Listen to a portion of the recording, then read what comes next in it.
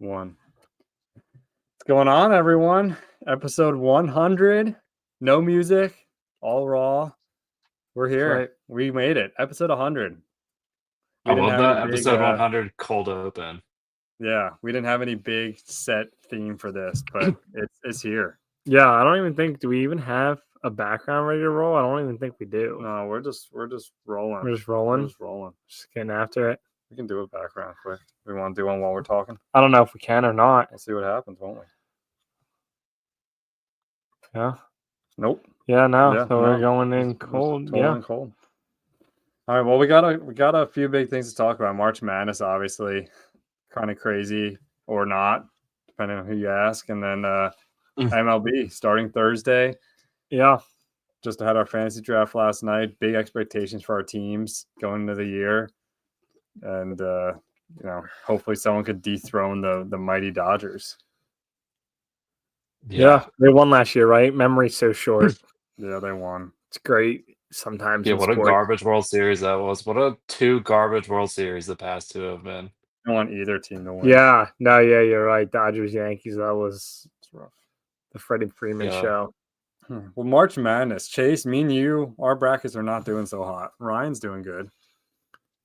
Yeah, this has been a historically bad bracket for myself. I don't think I've been this bottom of the tier in maybe ever, but Same. I think that just means that there's been a lot of not madness happening in this bracket. It's been pretty chalk. Top seeds. I think what's the lowest seed that made it all the way up to this point is 6. 10. The 10. A 10. But they're The 10 of Arkansas. But they're the only But ones. everyone else outside is of that pretty it's low. 6. Yeah. Yeah. Colorado State should have won. I thought it was a travel, but I know other people didn't.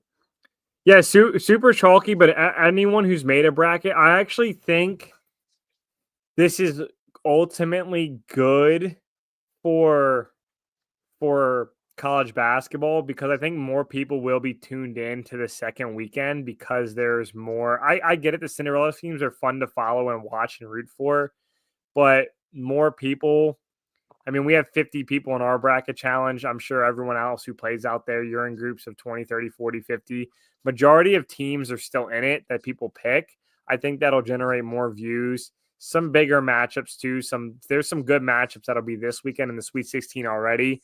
And so I don't think it's something college basketball is mad about. But yeah, I mean, it sucks losing your championship team first round. But it is cool seeing some 14s, some 15s. Jack Golke was a wild story last year. So, yeah, we'll see what happens. But I do kind of miss a couple of those big ones. I didn't pick any this year, but it is fun seeing a 15 knock off a 2 or whatever. I mean, McNeese was a fun one. Yeah. Yeah, that's true. That was a big one. I mean, they could have been lower than a 12, in my opinion, and they showed up. I mean, the 12-5s came through, obviously, Colorado State, McNeese.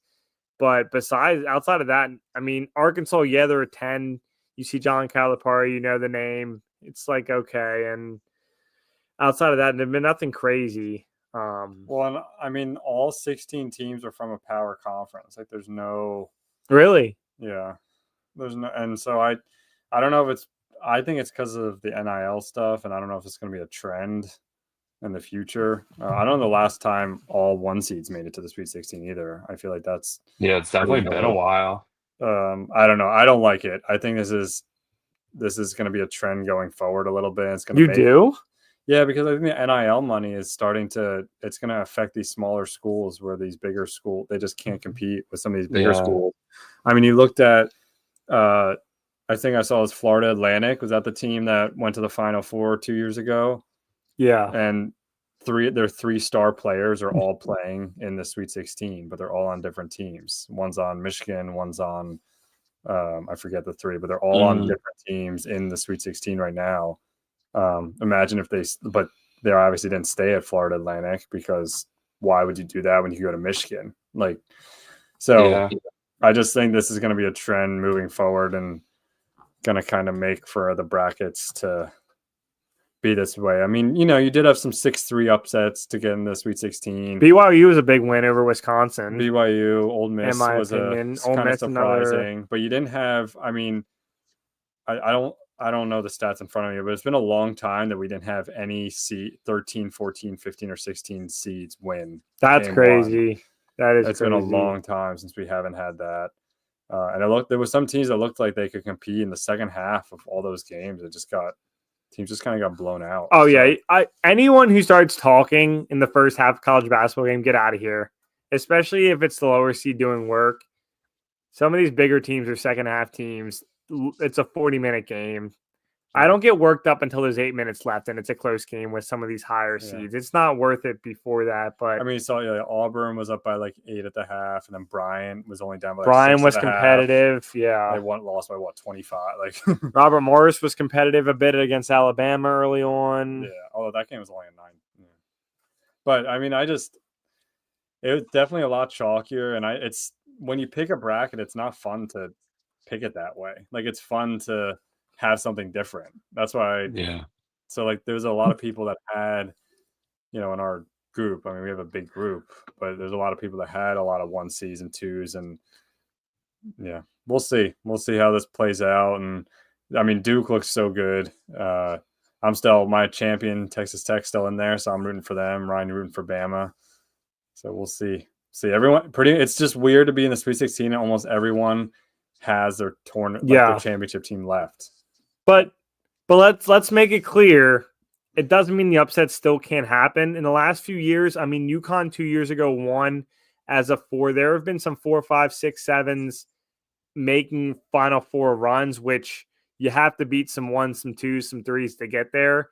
So this tournament, nothing crazy yet, does not mean the Sweet 16 tables can turn. I don't know what your guys' thoughts are. Obviously, Duke. We should just start with Duke. To me, they look like the most dominant team so far. They look good. Cooper Flagg looks healthy.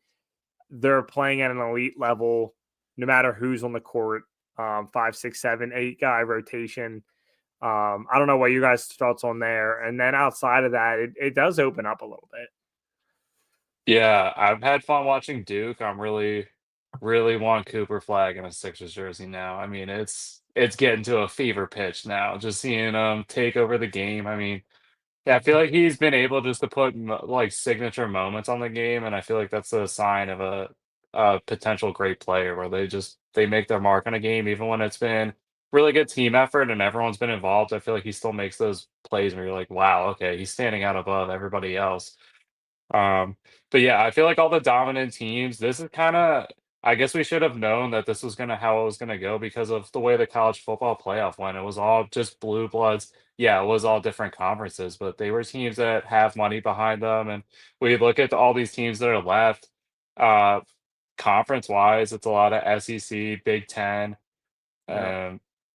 just powerful conferences, and that was what we saw in the conference in the college football playoff. So yeah, I think that's gonna be the key going forward, unless people with a lot of money just get behind a small school and they can buy it, like buy a team up, and then that's how it goes. Like, I wonder if it'll turn into Kentucky Derby style in basketball, where it's like, yeah, we put a lot of money behind this team, we got a kid, like, or if it's just local kids, like maybe Louisville gets like a bunch of recruits to stay and they're all top, and then they make a run or something like that. But it might just be like 1-year wonders. So I don't think it's gonna be gone, but I feel like it's gonna have to be like something like that happens, but, Yeah, and I mean it's gonna be tough, though. yeah, and like looking at it, even like a lot of the first round games, like even I don't know exactly, but 13 season up where you normally see at least an upset or two. Like, was there any even close games between the 13? No, there wasn't. There wasn't a lot No. of like. Texas Tech only Well, won there's by actually 10. only been one buzzer beater this tournament, the Maryland game. Yeah, There haven't been. But even like semi close, like Texas Tech was like the closest one, and they won by 10.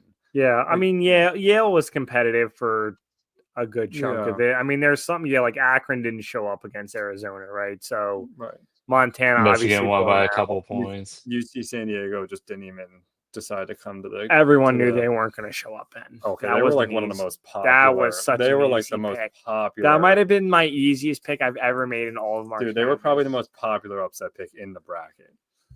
Troy was awful. Wolford. Grand Canyon. Oh my gosh, they won a game I think a year or two ago. Yeah, terrible pick on my part.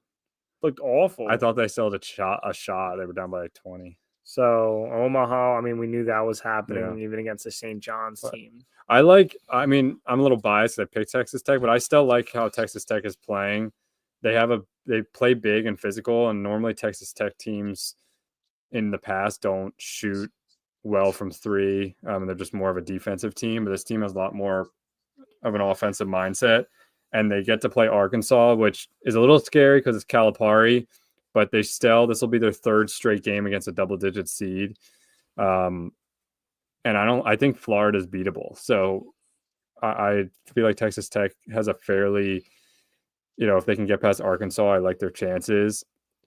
The other thing is Houston. I mean, Houston, that Gonzaga game got closer than it probably should have, but they look good. Looks good. No, Houston looks good too. Also, let's touch on Kentucky. Obviously, recent history, they've been choke artists, ran Calipari out of town. But they have 4 graduate students in their starting lineup. I don't know how many of them have been there the whole time, but it doesn't feel like a normal Kentucky team to me. It doesn't feel like here's all these one and dones, and it's going to be flashy, great, stars of the show running around the court, high flying dunks, this, that, and the other thing. They feel like a collective unit that's like working, and I know they've had Illinois in the second round. I mean, I feel like that's a good win for them. Getting out of the first round, recent history, that's a good win for them. Chase, me and you had Illinois in the Final Four. Yeah, we both did. Yeah, that was rough. That was rough. I mean, I think this Kentucky Tennessee game is going to be one of the potentially the best games of the Sweet 16 round because Tennessee's looked hot, but I don't think it's going to be a Kentucky team that just rolls over and chokes like they do in recent years.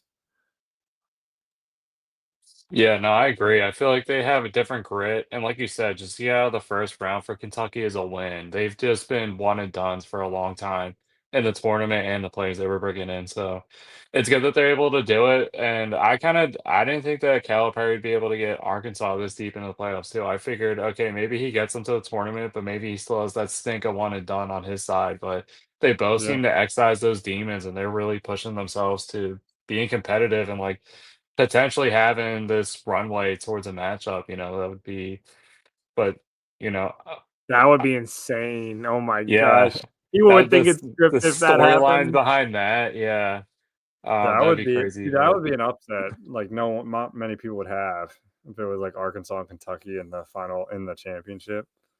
Yeah, see, so there's it no can way. still happen. It can, but I mean, just it's so hard. There's just so many 1-4, 1-4, 1-5, 1-4. Like it's just Purdue. I'm surprised about. They've been known to not be that great. Well, Purdue got to face the McNeese their second round, so they probably won't show up. I mean, I'm always like an Arizona hater, and I have to say they've shown up this tournament too. They've been able to get themselves into a good position. I know I'm pissed. I always pick Arizona, and they never show up for me. And this year, I'm like, I'm not doing it. I'm not going to pick them. Yeah. And they showed up this year. I was like, yeah. See, there's been some parity in regards to that. I mean, but not with the seeds. Still, but not with the seeds. There is a lot of chalkiness, but chalky. This is honestly the women's bracket. I think is less chalky than the men's. No, yes. No. Oh, I don't know. Let's look it up. Let's get Stat Guy on this now. What do we got for the women? Look at this, Ben. So what's different? 1-5, 1-4. There's 2 6s here. What? There's so many more 3s. Go down. Look at the 3s. Go down. What do we got? 3-2, 3-2. There's no 6 seeds. Look at those pretty top heavy. No, no. 4s? Ridiculous. There's not even a 6 seed or higher in the Sweet 16. Get out of here. There's not even a 6 seed. That's why I win the women's challenge every year, because you go Chalk Nation and you rack it up. You have no argument. There's not even a 6 seed. Wait, hold on. You're checking for the third time. Oh, anyone who's listening to this online right now, Ben's checking for the third time. Okay, I wasn't sure. South Carolina's going to run the table, and I'm going to win again. What a cold take. South Carolina's definitely not going to win this year. It's going to either be Notre Dame or UConn. Well, that happens as well. That's parity for women's college basketball. So Anyway, men's is approaching it. yeah, no, I mean I think we ran around in the circle. The last game I think we should touch on another one seed Auburn. They've looked really good, but I don't know. This could be one of those second round situations. I think Michigan, Chase. I think you have Michigan in your Final Four. I legitimately think they have a shot here to make this happen. I think they can compete against Auburn. And then, more importantly, Michigan State, even if they get past, we haven't felt strongly about them all tourney. This is a, I mean, there could easily be a 5 coming out of the South region, and I could see Ole Miss winning that game. Ole Miss has surprised me. That's Michigan. I mean, Michigan State. There are 2 that has surprised me. We basically thought Michigan State and St. John's would have tough times. We all called the St. John's. Michigan State's still hanging in there. Will Tom Izzo hang on? We'll see. I think they'll get past Ole Miss, but I don't know, Chase. Michigan in your Final Four, that's still looking kind of tasty to me. Yeah. I kind of forgot about that. Why I had them there, no rhyme or reason per se. I don't even think they're that strong of a team going into the tournament, but I'll take it at this point. This bracket's been so bad, but yeah, I think Michigan State, they've been able to get through, but I feel like this might be it. Ole Miss just seems like they've been able to put up some.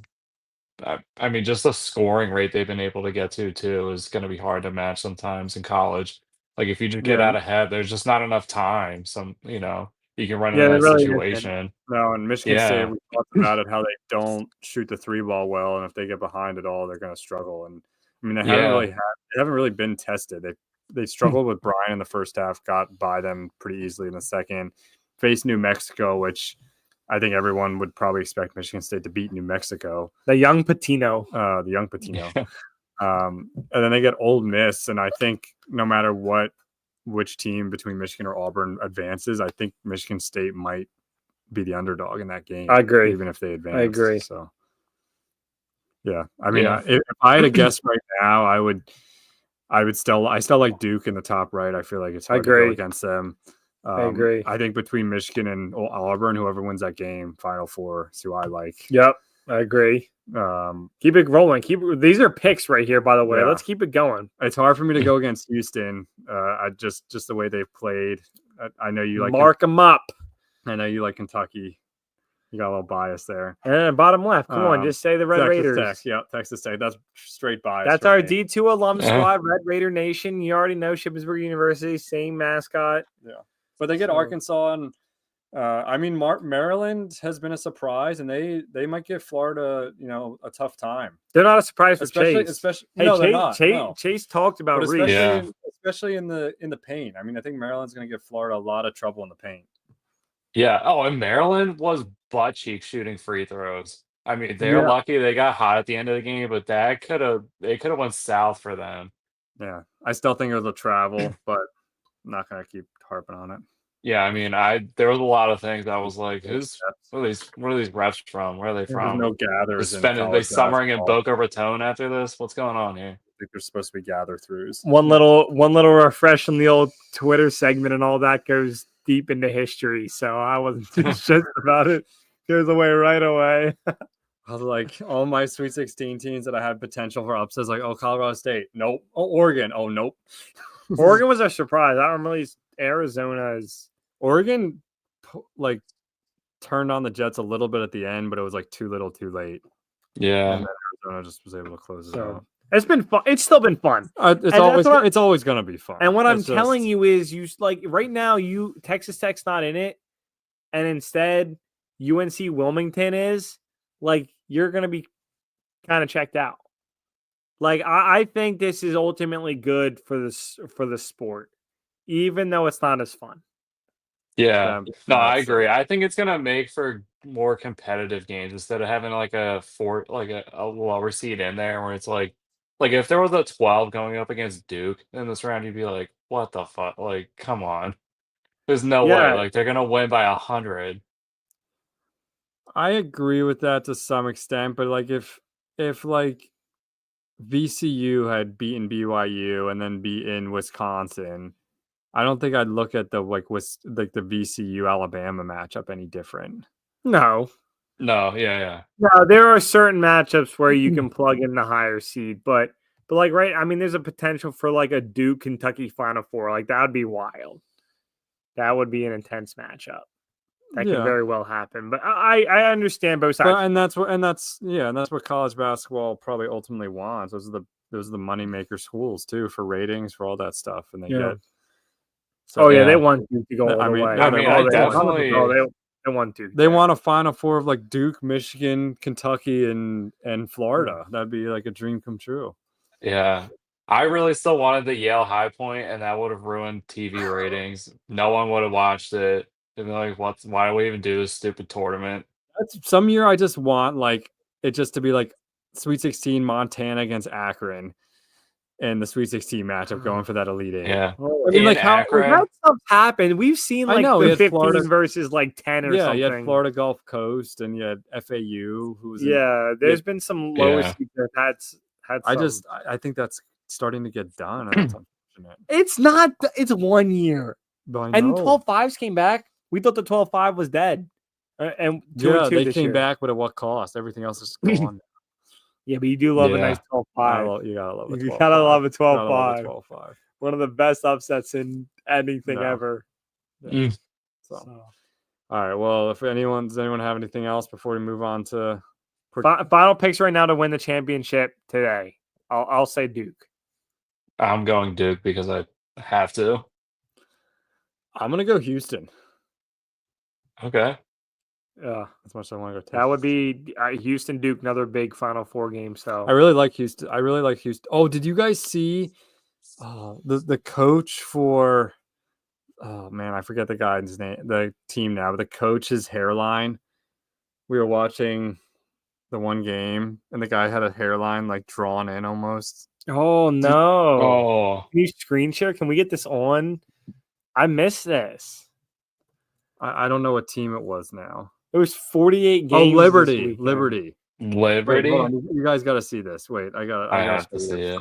You guys didn't see the Liberties? No, I didn't watch any of that game. Okay. Oh, it's fine. That's fine. Is this sharing right now? Yeah. Yo, anyone watching right now, shout out you. Look at him. Wait. Richie McKay.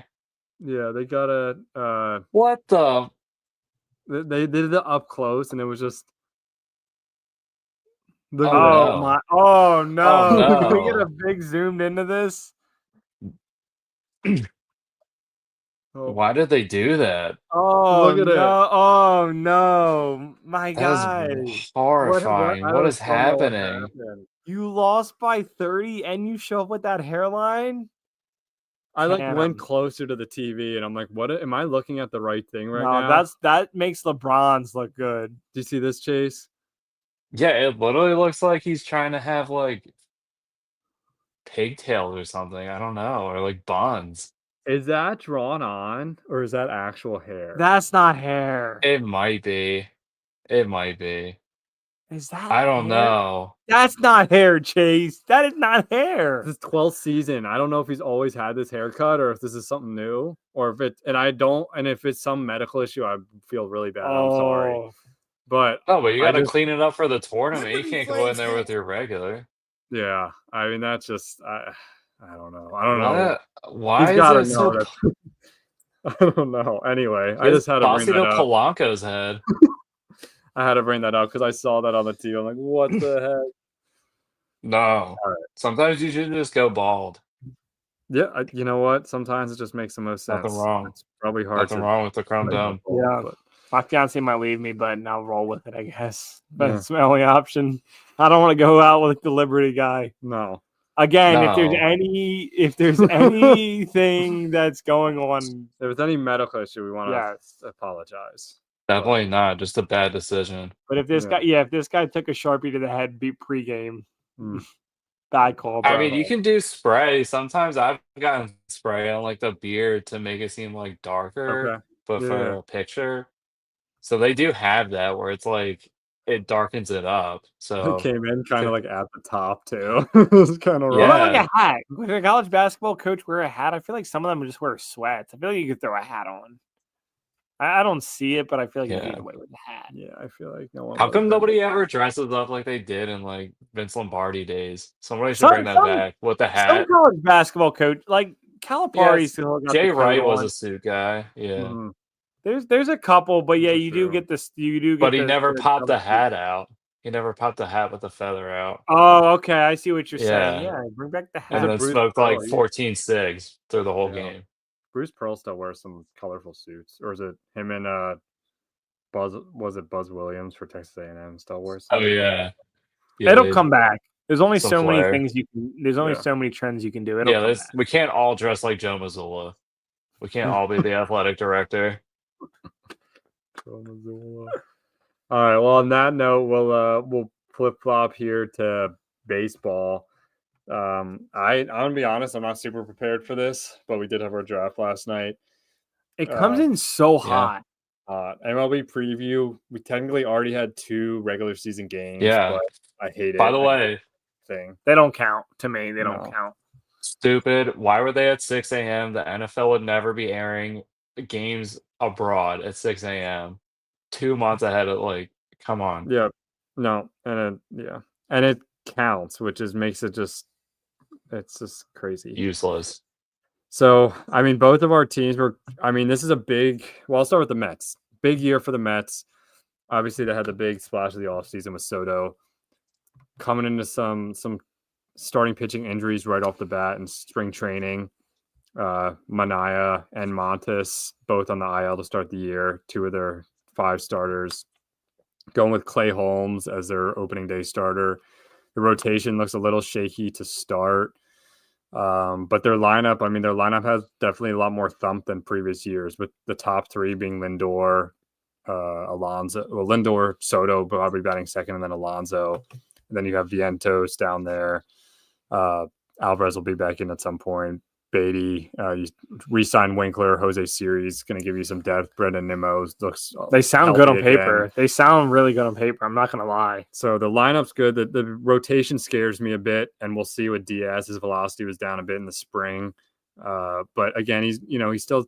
I don't want to make too much of it. People are like making a big deal Diaz of it. isn't even that old, is he? No, he's coming off some injuries. I think he's probably 28, maybe, if I had to guess. 31. Okay, he's older than I thought too. But I mean, he was throwing like 95, and it's down a couple ticks. You know, when you're throwing 97 versus 95, I know people always get concerned, but I'm not too concerned yet. Sometimes it just got to stretch out a little bit still. Once it gets hotter, the ball starts moving a little bit more too. Yeah. It's the cold weather a little bit. And I trust David Stearns. I like what he does. I think he's really good at finding those kind of diamonds in the rough, as far as just getting guys on waivers who can contribute to a team, and guys that other teams passed on that you can get something out of. So I believe in what he does. The Alvarez injury was kind of tough because catcher, not many teams are deep at catcher, and it's pitchers love him for how he calls games. So that's going to be a little bit tough to start the year. He should hopefully be back a month in or so. But I like where they are. I'm going to kind of predict them as a wild card team, just because the East is just going to be a battle. The Braves and Phillies are both going to be, battling for that spot. So I'm just going to put them in as a wild card team. And I think where they've been the last couple of years. Yeah. And I think they can get there again and see if they have some more magic left in them.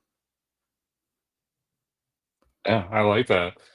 I can touch on the Phillies for a little bit here. I think I'm not as optimistic as I was, I would say, the last few years going into the season. I feel like this was a good year to push in more chips to the table and do that. But I get also it's all about the players who are available too at the same time. It's not like I wanted Soto. It just didn't make sense with the roster they have. But I thought maybe they could shop around and maybe interchange the pieces, but they didn't. So I have to say, I think it's going to be hard to win in this division, especially with the Mets coming in with the momentum that they did and the hype that they have. I think that the Braves are just also a really good team. So the Phillies, I think, are going to have a tough time. They could even maybe just have to fight for the wild card spot. But I wouldn't be surprised if like they just struggle for whatever reason this year. Like I've just heard troubling things, and if Trey Turner doesn't come out and light it up, between that and the way the roster is built, like they could just be in a bad position going into the middle of the season. But it seems like a really down point of view, but there's really just not enough for me to feel like it's gonna be good, or they're gonna have to retool or just adjust the lineup at some point. Like I don't know, there's too many guys that want to not play in the positions I think we need them to play in. 1 to 10, Chase, confidence level 10. You're sure they'll make the playoffs. 1, they completely downplay their entire season and it's bad. Where are you at? I mean, I have like a 5.5 right now. I kind of feel like that too. Their bullpen, it just seems like it's kind of cycled in and out the last few years, and there's not been anything solid on that side of things. You lost Hoffman, who was great last year. Yeah. Yeah. So like I don't even feel great about that. And that was already like, I don't know, banking on Jose Alvarado turning it on again. Like it's like so I mean I'm excited because it's not gonna be like the decade that we watched, right? But I don't know. Like we had Sam on probably about half a year to a year ago now, and you get these opportunities to win, and you think the window's still open, but sometimes if you're in the World Series or in on the championship series, you just got to pull it out because you might not get back there. And I worry a little bit too about the Phillies. I'm excited because they're going to be good. They're going to be competitive. They're going to be in games. They're going to be winning games. But as an entire season, yeah, I'm a little leery too. I like the 5.5 spot. Yeah, I think like what you said with like that. I was thinking about what Sam said and how that window is closed. Like it opens and closes a lot quicker than you think, and it feels like this could be the end of the window. I don't want to. I mean, you have Harper for a long time. I don't think Turner. I think you guys all knew Turner won't age well. Just the way his game plays, it reminds me like a Curtis Granderson, who's going to be good for a little while, but as he gets older, it's just his game's not going to adjust to that necessarily. But you did have some nice moves. Like I like Jesus Luzardo. I think that was a good move for you guys, and he could definitely bounce back into a front of the rotation piece. But the other thing I want to point out is we're not talking about the Marlins, but the Nationals could be sneaky this year. I mean Yeah. I actually wanted to bring up the other two teams. Yeah. Sorry. In the Sorry. NL The good. Nationals, I mean, the rotation still needs some work. They got Gore and a couple other pieces, but that lineup is getting better and better with those young prospects coming up between Cruz and Woods and Adames. Ruiz wasn't good last year, but there's still hope for him. They could win more games than people think. I think it's still a long shot in how the top three. What's their over under at? Let me pull this up. I'm gonna guess. They're at 7. What were you gonna say? Oh no. Yeah, I want to hear you guys. I was gonna say like 73. Yeah, so I'm on FanDuel right now. It's 70.5. Oh, okay. I like the over. What were they last year? What was they were good. They were competitive. They were a competitive team last year. Yeah, I don't remember, but the Phillies always just struggle to beat the Yeah, maybe Marlins. that's what I remember. And I know that the Nationals too. Nationals were 71 and 91. I think they can replicate that with the team they have. Yeah.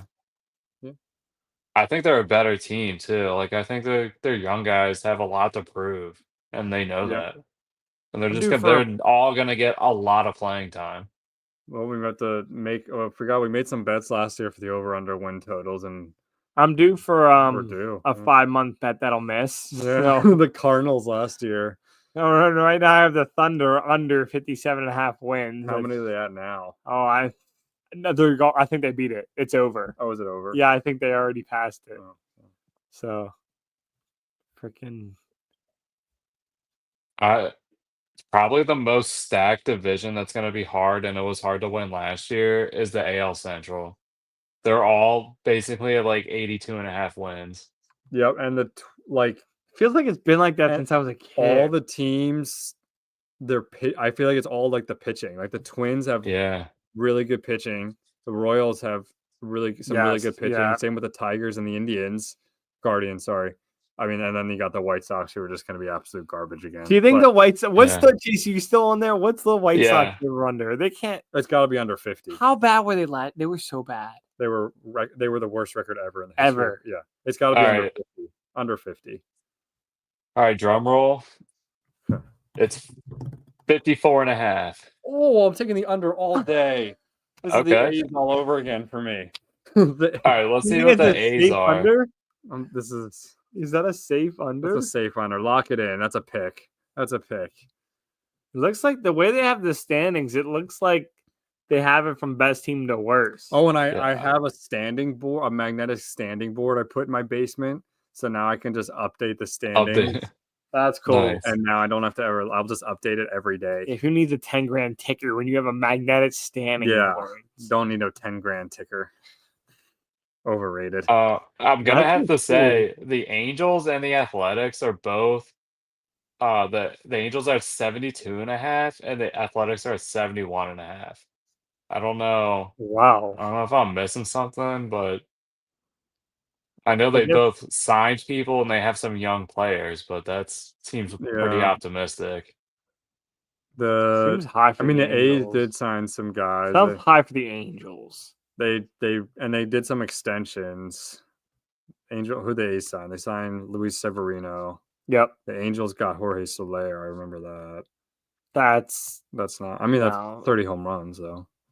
That doesn't win you baseball games, Ben. I'm just saying what that They're gonna get 15 games with Mike Trout, so that's like 9 wins right there. Oh, we have a comment. I drafted him hoping that it was more than that.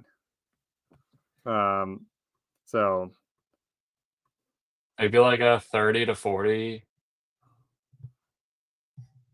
game streak of Shout out Ruth Pessa for listening. Great to listen live after so long and see you all. Thanks for listening. We appreciate it, Ruth. Thanks for listening. Always hop on, drop comments. Shout out Ruth for giving us a listen tonight. So sorry, Chase, I didn't mean to interrupt you. Oh no, it's all good. Always got to give the listeners a shout. Yeah. Comments are always appreciated too. So I also just as another pick. I'm not going to make the pick right now, but I'd love to see Juan Soto win MVP. And I know I care probably more than you guys about MVP stuff, only because Mets players never won an MVP. Ever. And so I feel like never happened. Piazza got second once. I think David Wright got third once, but Mets players never won MVP. There's 15 teams, Ben. I'm just telling you, the Mets have never had an MVP. They've had plenty of Cy Youngs, but never an MVP. And they are so bad. They are a horrible franchise. Soto is their best chance probably in a very long time to get MVP. Oh, well, Lindor got second last year, but it wasn't actually close because everyone knew Ohtani was going to win. But how many is there a way to find out lists for teams? Well, they just started their franchise in 62. And started. And hold on, 62. It's been 80 years, man. It's been like 67. 62. How long has it been? 68. They were awful. Like they were one of the worst teams in the league. They've how many World Series have they won? 2. 2. Okay, same as the Phillies. Oh, hold on a second. Bad now. There's no way out of 15 teams you have 0 MVP. We have 0. I don't believe you. Okay. We've never won an MVP. That is atrocious. You should be banned. That's crazy. Kicked out. There's probably other teams that's this case. How many teams have never had an MVP? Just look it up. Just type in. We make sure. Yeah, we've never come across that. I just know that because that was one of the things I thought of with Soto. I was like, okay, the Mets finally have like one of their best chances to have an MVP. That's crazy. All right, 2 years ago, it was the Rays, the Diamondbacks, and the Mets. So it's actually impressive that 2 teams from the NL. The Diamondbacks and Mets from the NL and the Rays. And the Diamondbacks have had some good players, too. Yeah, the Diamondbacks have had some. And now they have Corbin Burns, and now they, I don't know. They're on a team that's definitely willing to go acquire really high talent now. Yeah. That's insane. The Mets. They shouldn't be kicked out, but that's embarrassing. I mean, how many times have the Mets had second place MVPs? As a Mets fan, you have to be a little embarrassed about that. I'm salty about it. That's insane. For Strawberry, okay. Seaver. I'm surprised Seaver didn't That's win not one. true. Mike Piazza had a second place. That's 100% not true. That's 100% not true. You're saying it's not true. No one on the air knows anything about what you're talking about, They including said that Mike Chase. Piazza wasn't a second place MVP when I'm pretty confident he was. I see third. He was twice. Oh, he's with the Dodgers then. Oh my gosh. Okay. Well, that's my mistake. I mean, I'm not wrong, but I was wrong. He was third on the Mets, second place on the Dodgers. What you're wrong about is following in your father's footsteps to be a Mets fan. I'm still happy to be a Mets fan. No, I was Who did he more lose to? That is wild, though. That's crazy that the Mets. I mean, yeah. I feel Anyway, like at some point they would have had somebody. Yeah, they've had some great players. I mean, yeah. Tom Seaver. I mean, he's one of the best pitchers ever. I feel like. Yeah, he is. And Darryl Strawberry is MVP. I mean, he won Rookie of the Year. If he wasn't a rookie, he probably would have won MVP. No, that was 88. Was it? Oh, I see. I mean, he led the league in home runs, slugging, OPS, and OPS plus. Who did he lose to in 88? Kirk Gibson. He lost by. Oh, it was close. 272 points to 236 points. It was pretty close. Also, Kevin McReynolds got third on the Mets, and I forgot about him. Going down a rabbit hole now. Yeah, no, we can circle back. Yeah. The season starts in a few days. Yeah. And my dad also apparently said that the Mets have more Cy Youngs than the Phillies. So, but I believe that. The Mets have a good lineage of pitching, and they've had some good pitchers. Yeah, Stewart and the Mets have been around for 80 years less. Yeah, I know the Phillies don't have the best franchise ever, but I'll take the MVP. Nope. And we were the first to 10,000 losses. Yeah, I'll take the MVP. I'll take the same amount of World Series. Stuart, appreciate you listening to and jumping in. You know, we do appreciate the comments. And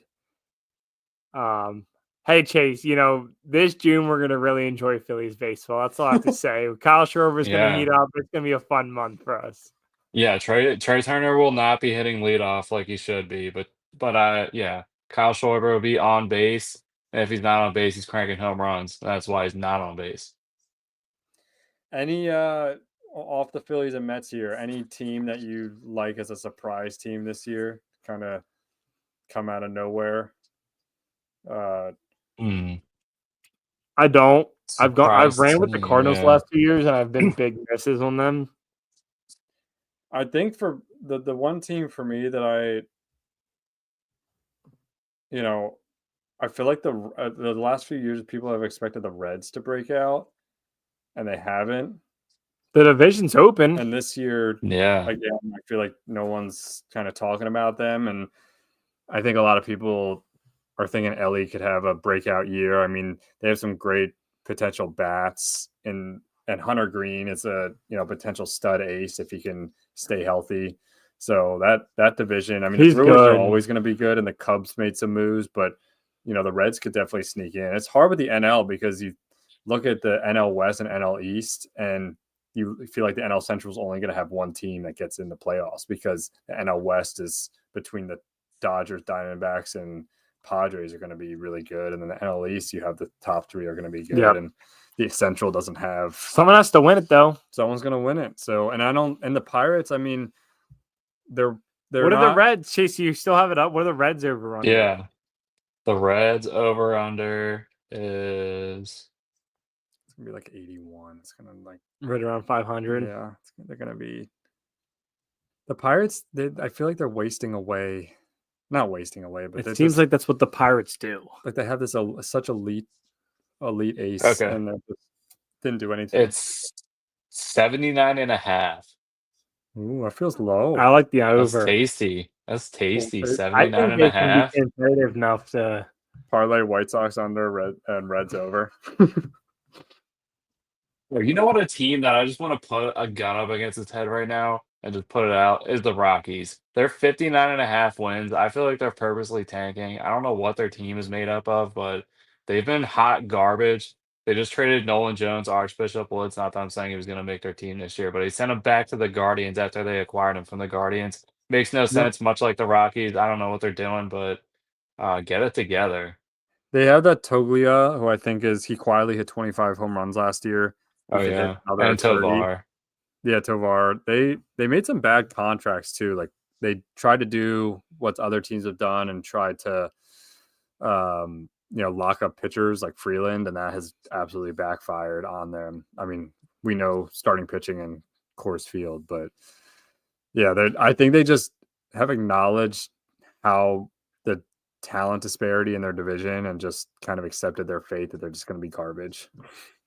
yeah. Yeah, I mean, they've just not even tried. I feel like they've really, I don't know, they've gone out. Yeah, I agree with the Red Sox. Yeah, I feel like they have by the way, I was looking at the top 100 prospects. They have an insane amount of prospects in there after they already dealt a bunch. So it seems Yeah, like and they're a team that could come in. They have Crochet. I don't know what that really means, but overall, it feels like they're really going for it in a division where they can probably clean up a bunch of wins. yeah, and I mean that division is all you have the Rays who aren't going to make any moves that are going to show up anywhere, but they're going to be competitive. They're going to be competitive, Yeah. and the Red Sox, yeah, they got Bregman, they have Gaucher, they like you said, they have uh, Campbell, who's a great prospect. He's going to be up there soon enough. One of their top three just made the roster too. I forget his name now, but they're going to be good in that division. I hope they do well, because then the Yankees maybe won't do as well. Yeah, plus, like, I don't know, I feel like the American League, the bottom half isn't like they could just Yeah, be scooping up wins in series. yeah, and with Garrett Cole down for the year, I mean, Yeah. it's wide open. The Yeah, Orioles didn't do enough either. The Yankees could have to rely a lot on offense. Like they Yeah. like have And to get through and Orioles didn't no. do enough. They lost Corbin Burns, and they have a great, lineup. And what do? They signed a couple guys. Oh, they signed Kyle Gibson, so now they're probably set. Yeah. So Gibby. There goes yeah, a it should be. wasted money. They might as well just burn that. They still have a ton of prospects too. They seem like a team that should have just went out like it didn't Yep. work with Corbin Burns, but go out and spend two more prospects and see what happens. Like can't be Like a they're gun shy they're at this level. they're a team, like, why wouldn't they have just signed like Verlander for a year and like give him a Yeah. veteran winning presence in that rotation when they have such a good lineup? Instead, they have Kyle Gibson, who's a guaranteed 5 inning, 8 runs. Sorry, not 8 runs. 5 inning, 6 runs is probably more realistic, but that's pretty much what you're getting every start. Yeah. But I feel like it's gonna start to affect their development too because they're keeping guys down that are pretty much could be Yeah, ready, and then there's guys who are gonna be on their bench that don't get any playing time, and I feel like this is all gonna have like it was so good that they had all these openings, and now it's like they have so many guys and so many different blocks and these guys are the same profile and these guys can't switch, and it's like just move. You have to move some of these guys too. Like you were so close, and I feel like they were so afraid of the Corbin Burns thing, but it's like, I don't know, that happens all the time. Like, but it can't be the reason you don't go out and swing for the fences anymore either.